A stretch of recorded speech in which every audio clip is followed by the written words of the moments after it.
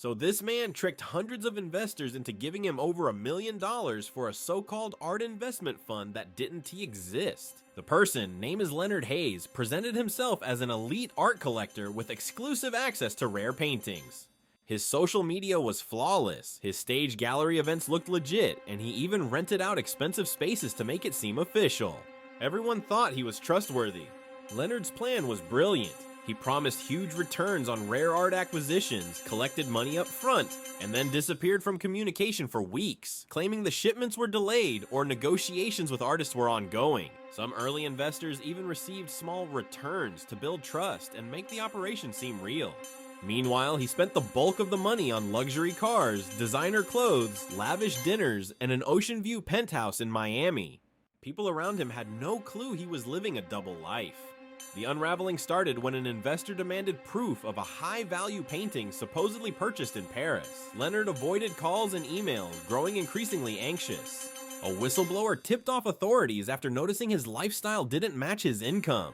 Investigators dug deeper. Bank accounts, transaction histories, and shell companies all pointed to Leonard. The scheme that had looked perfect for months began to crumble. Police planned a coordinated raid on Leonard's Miami penthouse. When they arrived, they found stacks of cash, luxury cars, and evidence of every fake transaction he had used to fool investors. He was arrested on multiple charges: fraud, money laundering, and wire fraud. During interrogation, Leonard tried to act confident, but authorities already had the evidence to tie him to every scam. Court documents later revealed the full scope of his deception. Leonard had lied to hundreds of investors, fabricated documents, and spent the money on himself while keeping up appearances as a professional art broker. Some investors recovered a portion of their money, but many lost substantial sums. Leonard was sentenced to over a decade in federal prison. His art empire dismantled, and his social media accounts permanently deleted. The craziest part? He had fooled everyone for so long because he seemed so normal, so charming, until one tiny mistake exposed everything. By the end, Leonard's name became infamous in the art world and on social media.